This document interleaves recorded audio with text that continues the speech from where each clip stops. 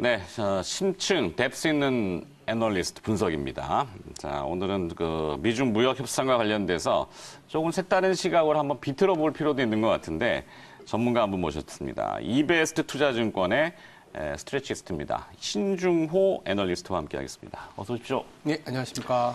오랜만에 뵙습니다. 타 네. 방송국에서 뵙다가 오늘 이제 매일경제TV에서 또 다시 뵙는데 네. 신중호 연구원은 워낙 달변이시기 때문에 네. 아무거나 막 여쭤봐도 막 대답하실 것 같은. 지금 그 나오는 외신 속보는 마이크 펜스 미국 부통령이 중국과의 2단계 무역 협상 논의가 이미 시작됐다라고 밝혀버렸어요. 네. 미국도 보면은 뭔가 급한가요? 왜 이렇게 자꾸 또 언론 플레이를 하는데 일단 그 합의문 내용부터 간단히 정리 좀 먼저 하고 들어갈까요? 새벽에 나왔기 때문에 저희도 좀 약간 지금 일찍 출근했어요. 그래서 네. 정리를 했는데 86페이지? 예, 86페이지입니다.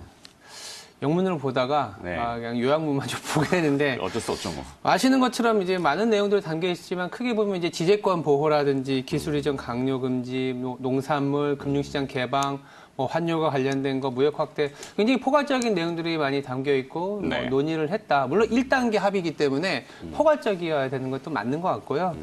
그리고 이제 사안을 좀 더 좁혀서 보면은 지재권과 관련해서는 이제 지적재산권? 네, 그렇습니다. 네. 이제 지식재산권 보호입니다. 네. 네, 그래서 발효 30일 이내에 한 달 이내에 이제 중국이 관련돼서는 시행 계획이나 이런 것들을 좀 공표할 의무까지도 좀 얘기한 것 같고요. 네. 온라인으로 이제 분기 보고서 얼마나 잘 이행하는지 그걸 발표하게끔 했다라는 의무 조항이 들어가 있고 많은 내용이 이제 나왔지만 특히 이제 미국의 어떤 제품을 중국이 사주는 부분. 추가 구매. 그렇죠. 그래서 올해 1월 1일부터 이제 2년 동안 약 한 2천억 달러 구매 약속을 했던 부분. 그러니까 분야별로 상당히 많지만 일단 올해만 놓고 보면은 한 760억 달러 정도 사주고 내년까지 합치면 2천억이 되는 네. 그런 수준이라고 보시면 될 것 같고요. 다만 이제 미국 입장에서 그럼 중국한테 뭘 줬냐? 그럼 일단은 환율 조작국 지정은 또 배제 철회했지 않습니까? 네네. 그런 부분이랑 그러니까 관세가 철회된 건 아니에요. 작년에 추가로 이제 관세를 부과하겠다라는 건 안 했고, 네. 그리고 기부과된 관세 중에서는 이제 2,500억 달러의 규모의 관세 또 유지했습니다. 아직 여지는 좀 남겨둔 내용, 이 정도가 좀 도출이 됐다라고 보시면 될 것 같아요. 네. 내용이 워낙 방대하다 보니까 이제 앞서 타이틀은 나쁘는 건 아닌데 그렇다고 이게 확 또 뭔가 새로울 것도 현재는 없어요. 대충 시장이 예상한 그 수준으로. 네네네. 요즘은 그 엠바고가 잘 안 지켜져서 그런 건지 몰라도 네. 워낙 정보들이 많이 흘러나옵니다. 그래서 시장은 이제 거기에 미리미리 반응을 했던 부분도 없지 않아 있고. 네. 자, 중국이 미국산 농산물을 구매해 주잖아요. 네. 400억 달러니 500억 달러니 말들이 많은데 네. 그거 이외에 또 1,500억 달러는 뭘 사줄까요? 기본적으로 어제 나왔던 내용 중에 이제 큰 섹터라고 할까요? 이를테면 4가지가 있었어요. 제조업, 농업, 에너지 서비스 이런 식으로 보이는데 네. 가장 많은 부분은 사실은 제조업 부분이었어요. 제조업에 보면 제조업이라는 게 너무 포괄적이죠. 그 안에 보면 특히나 이제 트럼프 대통령도 거의 직시했듯이 보잉과 관련된 비행기 구매부터 시작해서 여러 가지의 제품들, 자동차부터 해서 세부 항목은 나와 있는데 지금 이제 미국장에서 선물 시장에서는 또 콩 가격은 빠지고 있거든요. 그러니까 이미 선반영은 했지만 네. 에너지 같은 경우, 농업 같은 경우에는 2년 동안 320억 달러긴 한데 그 안에 콩이라든지 대두라든지 이런 디테일한 거에 대한 금액은 또 나와 있지는 않아요. 뭘 얼마 사주겠다. 예, 그런 건 나와 있지 않은 상황이죠. 그렇죠. 네. 항목은 나와 있었는데 그냥 제조업 얼마, 농업 얼마 이 정도까지만 나와 있는 상황입니다. 거기에 이제 실제 행동을 말씀하신 대로 지금 보잉 그 737 맥스 때문에 미국 시장도 난리 좀 어렵잖아요. 네네. 보잉의 주가가 어떻게 될지 모르겠는데 문우신 재무장관도 이제 보잉 때문에 떨어지는 GDP율이 이번에 무역 합의를 통해 갖고 한 50bp나 70bp 오를 거다. 성장을 더 할 거다. 이렇게 공언을 했는데 그대로 될지 모르겠어요. 네. 자, 18개월 동안 끌어온 무역 분쟁입니다. 이번 합의가 이루어진 근본적인 배경이라고 해야 될까요? 딱 말씀드리면 네. 미국은 대선이고 중국은 경기죠. 아까 문우신 장관이 얘기했던 것도 실질적으로 그런 효과가 발생할지는 모르지만 네. 보잉 내지는 군수 내지는 제조업과 관련된 기업체에 있는 예를 들어서 유권자들은 그렇지 우리가 좀 괜찮아지겠지. 문우신 그리고 트럼프 대통령이 이러한 어떤 중국과의 합의를 통해서 우리의 일자리나 우리의 어떤 뭐랄까요 물건이 잘 팔리게끔 해주는구나라는 그런 어떤 심리적인 효과를 당장 주겠다라는 거고, 뭐 문우신 장관이 잘 예측해서 그런 건 아닌 것 같고요. 물론 그럴 네. 수도 있지만, 두 번째는 중국 같은 경우에는 이제 아시겠지만 경기적인 측면인 것 같아요. 이제 2020년에 샤오깡 샤웨라 그래서 네. 2010년 대비해서 2020년에는 뭐 거의 GDP의 2배 가까운 성적을 내겠다, 막 이런 식으로 얘기를 했었거든요. 근데 물론 이런 것도 있는 것 같아요. 잘 버텨온 것도 있지만 사실은 또 경기가 그렇게 또 막 좋아졌던 건 아니기 때문에 이번 합의를 통해서 중국이 얻을 수 있었던 거는 중국도 이제는 섣불리 재정 정책을 썼다가는 이상한 이제 어떤 공급 과잉 이슈로만 자꾸 자극이 가니까 통화 정책을 쓸 수 있어야 돼요. 네. 브로드하게 이제 전체적인 생산성을 올려야 되는데 그러려면 위안화가 좀 안정적이어야겠죠. 그렇죠. 근데 그 필요했던 게 이제 환율 조작국 이제 철회 같은 부분이었는데 요 정도 선에서 둘이가 좀 약간 윈윈까지는 아니고 접점을 그래도 약간 찾은 1단계라는 식으로 보시면 될 것 같아요. 네. 위안화가 그랬잖아요. 그 무역 분쟁이 딱 이루어질 때 6.7 위안에서 7.2 위안까지 그냥 날려버려가지고 네, 절하를 시켜버리니까 네. 사실 텍스 맞는 거를 상쇄시켰는데 7.2 위안에서 이제 6.9 위안으로 또 절상을 시키니까 미국이 보다가 오케이 이제 말 잘 듣네 그러면서 또 풀어주고. 맞습니다. 이것도 어떻게 보면 짜고 치는 저기 같기도 한데. 자, 합의 내용 중에 이제 아까 말씀하신 미국이 이제 중국한테 2천억 달러를 더 팔아야 되는데 네. 이 파는 쪽도 규모 부담스러운 규모다? 이건 무슨 말입니까? 그러니까 이 파는 쪽이라 뭐 더 많이 팔면 좋죠. 그렇죠. 근데 이제 금액을 단순히 환산해 보면 월 한 80억 달러 정도 됩니다. 월 네. 80억 달러게 되면은 중국 입장에서는 전체 월 수입액이 40% 가까이 되거든요. 꽤 크네요. 그러면 네. 이제 사실은 이제 뭐 단순히 계산해 보면 뭐 저도 이제 데이터를 썼지만 미국이 이제 추가 수출이 월간 한 290억 달러 정도 되기 때문에 네. 수입액이 250억 달러로 따지면 순 이제 무역 흑자가 되는 거죠. 그러니까 전체적으로는 이제 무역 적자 폭이 좀 줄어드는 효과는 발생하겠지만 정말로 이렇게 많은 그러니까 또 추가 구매가 아니라 이를테면 나중에도 말씀드리겠지만 미국 제품을 더 사는 거예요. 네. 미국 제품을 더 사는 거기 때문에 특정한 거잖아요, 미국 그렇죠. 제품이. 그러면 그 반대에 있는 뭐 한국이나 일본이나 에너지 같은 경우에는 러시아나 사우디나 뭐 농산물 같은 경우 뭐 다른 나라들과의 어떤 또 그 경쟁 구도가 되기 때문에 네. 좀 그렇다고 이제 미국을 쿠션 쳐가지고 글로 들어가는 건 또 미국이 싫어할 거 아니에요. 그렇죠. 자국내 그래서 기업들을 모으기 위해서. 그러니까 어쨌든 이제 더 사주겠다라는 거는 맞지만 어떻게 얼마나 어떤 제품을 이런 부분들이 지금 명확하게 된 건 아니기 때문에 그런 부분들 그리고 규모 자체가 너무 큰 부분도 있거든요. 네. 그런 것들이 좀 2년간 부담. 2천억 달러. 그렇죠. 네, 그렇게 보시면 될 것 같습니다. 네. 파는 쪽도 못 팔아야 될지 아직 모르는군요. 자, 강제 이양 조항도 있어요. 이 갈등의 소지가 또 있어 보인다는데. 당연하게도 말씀들이 나오는 거죠. 항상 이제 좋죠. 뭐, 모르는 것도 그렇죠. 있던데. 뭐 악마는 항상 디테일에 숨어 있다 이런 얘기도 하는 것처럼 네. 그러니까 스냅백 조항이라고 해서 안 이렇게 지키면은 바로 맞습니다. 원위치. 이행하지 않으면 미국이 관세를 또 추가로 부과하고 또 아시는 것처럼 만약에 뭐 지금 당장은 또 그런 어떤 노이즈 잡음이 나오진 않겠지만 이제 대선 레이스가 본격화되고 약간의 어떤 그 레버리지 효과를 내기 위해서는 또 트럼프가 트위터에 또 뭐 관세 부과하겠다 이런 식의 얘기를 나올 수 있거든요. 지금까지 약속을 안 봤더니 지키는 중국 막 이게, 이러면서. 그래서 월간으로 우리 봤는데 데이터 그래서 앞으로 이제 중국이 미국을 사주는 거 월간 데이터도 굉장히 잘 봐야 될 것 같고요. 네. 그 데이터 나올 때마다 증시도 조금은 변동성 내지는 모멘텀을 탈 것 같긴 한데 이 조항 자체가 남아있는 거는 어쨌든 변동성은 여전히 아니면 갈등 요인은 여전히 남아있다 정도로 봐주셔도 될 것 같습니다. 네. 그렇죠. 자, 2단계 협상이 곧 시작된다고 앞서 그 펜스 부통령이 발언을 한 내용이 있는데요. 2단계 협상에는 어떤 내용들이 들어갈까요? 일단은 2A, 2B, 2C 뭐 이렇게 그게 되게 많더라고요. 네. 많은데 뭐 이렇게 사안을 좀 좁혀 보면 결국 지재권 이슈인 것 같아요. 지재권 이슈 중에 지식재산권 보호 문제인데 아니면 또 이제 해외 기업, 특히 미국 기업이 이제 중국 내에서의 사업을 할 때 기술을 이전해야 되는 그런 강요 조항 같은 것들을 좀 없애는 이런 상황들이 될 것 같다라는 정도가 좀 나오고 있어요. 그게 네. 또 굉장히 장기적인 레이스이기 때문에 또 2단계, 3단계, 4단계, 5단계까지도 갈 수 있는 부분이긴 한데 어쨌든 2단계에서는 이제 지식재산권 보호라든지 기술의 강제 이전 금지 더불어서 이제 기업 보조금과 관련된 문제들이 조금 다시 또 수면 위로 올라올 가능성이 높은데 또 재미있는 거는 이런 얘기를 하면서 동시에 또 옆으로는 이제 티베트나 신장 이구르 그리고 홍콩, 대만과 관련된 인권이나 어떤 분리주의와 또 같이 또 연장선상에서 봐야 되기 때문에 조금은 1단계보다는 2단계가 더 험난한 길로 가는 것은 맞다라고 보고 있습니다. 네, 쉽지 않은 길이네요.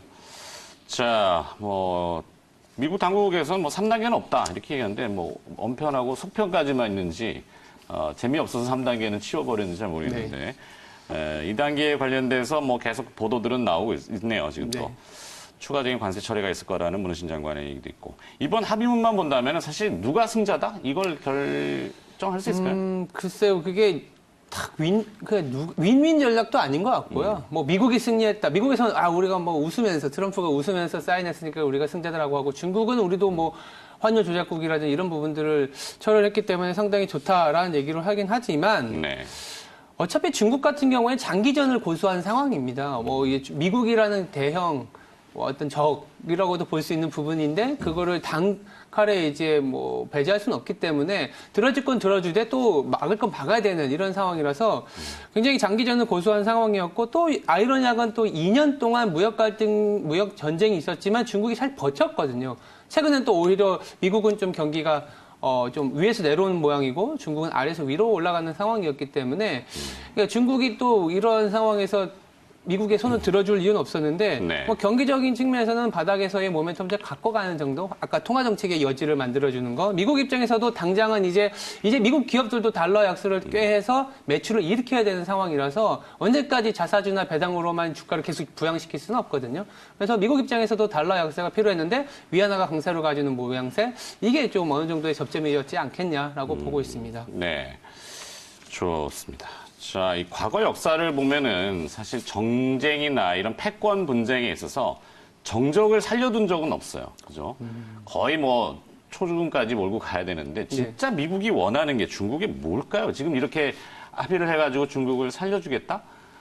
언젠가는 한번 확 밀어버릴 것 같긴 한데 우리가 그런 얘기 많이 하잖아요. 자본 엄청나게 밀고 들어가가지고 나중에 쭉 빼버리면은 저기 된다. 그 얘기 한번 해주죠. 여러 가지 얘기들이 나올 수 있는 것 같아요. 예전에 이제 대륙 세력, 해양 세력이라는 구도도 있고요. 그러니까 러시아라든지 이런 대륙 세력을 좀 견제해야 미국이라는 패권이 유지가 된다. 이렇다면 이란을 왜 저렇게 계속 생션을 유지하면서 아래로 내려오지 않게 하는 부분들. 왜냐하면 에너지라는 헤게모니를 지금 장악은 했지만 이란이 에너지를 갖고 일단 패권국을 지휘하는 상황까지 오면 컨트롤하기 어렵거든요. 그렇죠. 흔들어대면은. 그렇죠. 중국도 마찬가지인 것 같아요. 중국이 지금 덩치는 커졌지만 사실은 군사력이라든지 통화적인 측면에서는 아직은 좀 소위 말해서 베이비 수준이기 때문에 그런 것들을 단칼에 자르는 건 아니지만 여전히 미국이 달러 패권이나 군사력은 유지가 되는 나라라는 것을 보여주기 위한 게 궁극적인 어떤 모멘텀 아니면 이제 미국의 목표인데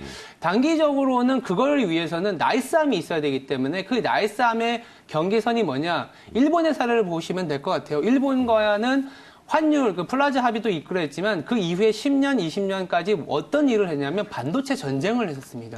반도체 제약을 통해서 그 어부지리로 삼성이 올라온 것도 있긴 있잖아요. 결국은 어떤 생산성이나 혁신을 계속 가져가는 부분에서 미국이 압도적으로 갖고 가야 중국을 계속 통제할 수 있다.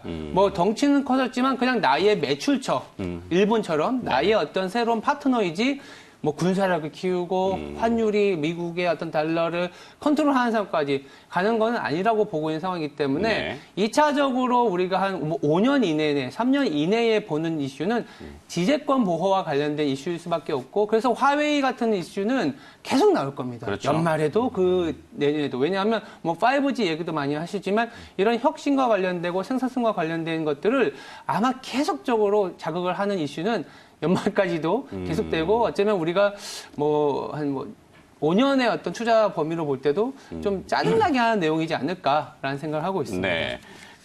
신중호 연구원 위에 윤지호 센터장도 그러더래요. 이제 무중부역 분쟁은 변수가 아니라 상수다. 일상적으로 늘 놓여 있는 지수다. 자, 근데 문제는 우리 시장에 대한 영향력입니다. 당분간 이 글로벌 증시 무역 분쟁에 대한 봉합의 환호를 좀 계속 이어갈 건지 아니면 이제 재료가 또 소멸돼서 다음 재료를 기다리는 모양으로 할 건지 시장 뷰는 어떻게 보십니까?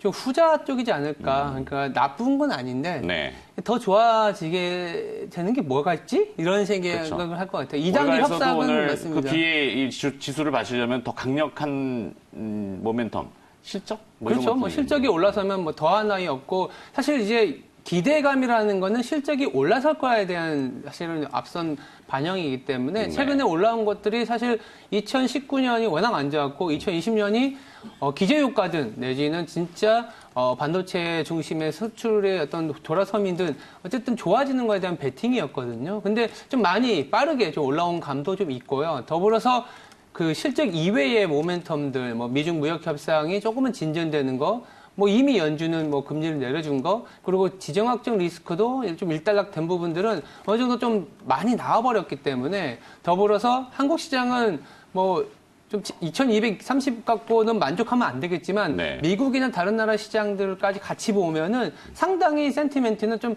과하게 불리시, 좀 굉장히 좋게 보고 있는 상황이라서 여기서 나쁜 게 나온다는 얘기가 아니라 여기서 조금이라도 좀 뭐 더 추가적인 모멘텀이 없다면 조금은 이제 더 사주는 사람이 없어서 좀 빠지는 조정 국면으로 진입하는 요 정도의 시장이지 않겠냐. 그래서 저희들이 말씀드리는 거는 시장이 그렇게 많이 빠진다기보다는 여기서부터 좀 기간 조정 정도, 그리고 실적 시즌이 때마침 시작됐기 때문에 실적에서 실제로 좀 현금도 잘 벌어들이는데 종목의 어떤 뭐 수익률이 별로였던 이런 어떤 종목 장세가 연장이 되지 않겠냐라고 보고 있는 상황입니다. 조 내용이 좀 눈에 들어오네요. 미국 시장에서 보통 뭐 FTSE 이게 뭐 집계를 해주잖아요. 그 파생상품. 아, 네. 콜옵션이 극단적으로 지금 많이 쏠려 있나요? 네, 뭐 그 투기적 콜 옵션 매수가 20년 내 최고치까지 왔다고 하는데, 그러니까 그만큼 이제 이것 때문에 무조건 시장이 빠진다라는 내용을 드리는 건 아니지만 그렇죠. 그만큼 투자 심리 지표가 굉장히 과열권에 있다.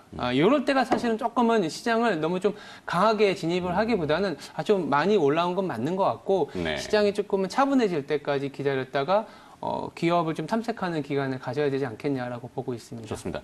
또 하나의 이슈가 이 사실 미중 무역 분쟁의 그 이면을 들여다보면은 이 북한과의 관계가 분명히 있잖아요. 네. 사실 미국은 오늘도 아마 그 트럼프 대통령이 잠깐 언급한 것 같은데 중국이 북한을 억제하는 거기에 좀 더 공헌을 해주길 원한다. 이게 계속 이어질 것인가? 1단계 합의가 지금 끝나가지고 사실상 궁금하단 말이죠. 어떻게 보세요? 근데 트럼프 대통령 입장에서 이게 변수가 다양해지는 걸 좋아할까라는 고민은 있어요. 이제 대선이라는 어떤 그 가장 중요한, 그렇죠. 미국 내에서는 또 트럼프 입장에서는 가장 중요한 이슈가 남아있는데 북한을 단기전으로 10월 안에 어쩌면 이제 8개월밖에 안 남은 상황에서 좀 그 비핵화나 이런 것까지 끌어낼 수 있을까라는 거는 사실 퀘스천이거든요. 트럼프 대통령이 지금 노벨 평화상을 간절히 원하잖아요. 그래서 이 변수는 당장의 이슈로 갖고 가기엔 조금 어렵지 않겠나. 그러니까 우리한테는 굉장히 중차대한 문제이긴 한데 트럼프 대통령이나 중국 내지는 글로벌하게 봤을 때는 왜 이란이라는 변수를 통해서 북한을 일단 한번 자극을 한 거거든요. 그렇죠. 니네 좀 약간 소위 말해서 까불지 마라고 했기 때문에 일단은 좀 잠재워 놓고 다시 좀 이거는 좀 그러니까 한 2차, 3차적인 문제를 잠재워 놓고 미중 무역 갈등이나 또 다른 이슈에 대해서 좀 집중하기 위한 전략이었다라고 저는 개인적으로 판단하고 있기 때문에 올해 북한과 관련된 이슈가 그렇게 크게 이슈가 될까라는 거는 사실은 잘 모르는 부분이기도 하지만 크지 않을 것 같다라는 말씀을 드리고 있습니다. 네, 좋습니다. 자, 그렇다면 이제 구체적인 전략이 사실 좀 더 필요한데요. 스트레치 네. 엑스트한테 뭐 기업 종목 여쭤보기는 좀 그렇지만 그래도 네. 어떤 섹터별로 약간 좀 보고 있고 장기전을 보는 거, 그다음에 단기전을 보는 거 이런 것도 좀 이야기해 주시면 더 도움이 될 것 같습니다. 그러니까 우리나라가 이제 성장률이 많이 떨어져 있고 거기다가 고령화, 그리고 이제 저출산. 웬만한 기업들은 다 포진해 있기 때문에 새로운 성장을 갖고 가는 건 좀 제한적인 건 맞는 것 같아요. 근데 또 거꾸로 이렇게 보면 괜찮은 기업들이 이런 마음은 그렇지만 좀 널브러져 있는 게 상당히 많습니다. 네. 한 가지 데이터를 말씀드리면 2013년 이후에 지금 최고치까지 올라온 지표가 있는데 이게 뭐냐면 소형주 내에서 캐시하고 최근 영업이익으로만 설명되는 기업들의 비중이 가장 높다라는 거죠. 다시요, 뭐라고요? 무슨 말이냐면 시가총액은 주가의 레벨이잖아요. 네. 그러니까 시가총액이 100인데 캐시하고 최근에 벌어들인 뭐 4분기 동안에 벌어들인 영업이익으로만 시가총액 80에서 90 설명이 되는. 네. 그러니까 지금 쉽게 당장 얘기하면 팔아도 그 기업 인수하면 그 안에 있는 돈 다 먹는다. 그렇죠. 네. 오히려 부동산 자산까지 합쳐버리면 시총이 더 작아버리는 그런 기업들이 사실은 너무 많거든요. 그래서 2013년 이후에 지금 최고치까지 올라와 있는데 이유가 있겠죠. 네. 2년 동안 상당히 시장이 어려웠고 여러 가지 환매 리스크, 뭐 여기다가 뭐 또 최근에 어떤 운용사의 뭐 어떤 그 나쁜 사태 같은 것들도 있었기 때문에 뭐 아니 뭐좀 보도 많이 나왔으니까 네. 라인 네, 그래서 굉장히 이제 이슈가 여러 가지 많대요. 수급적인 거 항상 안 좋았는데 근데 지금 와서 보면은 너무 이제 이 정도 평가는 너무 박한 거 아니라는 기업들이 많습니다. 근데 아이러니하게도 2013년 이후에 2014년하고 15년장이 어땠냐면 지수는 좀 별로 이렇게 많이 튀는 거 안 같은데 굉장한 중소형장이었다라는 걸 저는 기억을 하고 있거든요. 그렇죠. 그래서 어쩌면 올해부터 내년까지 아니면 올해만 놓고 보면 상당한 중소형주에서 아까 말씀드렸던 좀 너무 싸져 있는 기업들이 재평가의 시기로 도달하는, 왜냐면 유동성 많이 깔려 있거든요. 그래서 그런 부분들에 좀 주목을 해서 보자. 그래서 한 네. 섹터라기보다는 지표적으로 기업으로 투자했을 때는 상당한 수익률을 좀 안겨주는 한 해가 될 수 있다라고 말씀드리고 있습니다. 네. 종목 얘기 안 해주시네. 나중에 EBS 투자증권 리포트 보라는 얘기이신 것 같습니다. 알겠습니다. 자, 오늘 미중 무역 협상 1단계와 관련해서 조금 뎁스 있게, 심도 있게 들어가 봤습니다. EBS 투자증권 투자전략 팀의 신중호 애널리스트였습니다. 고맙습니다. 네, 감사합니다.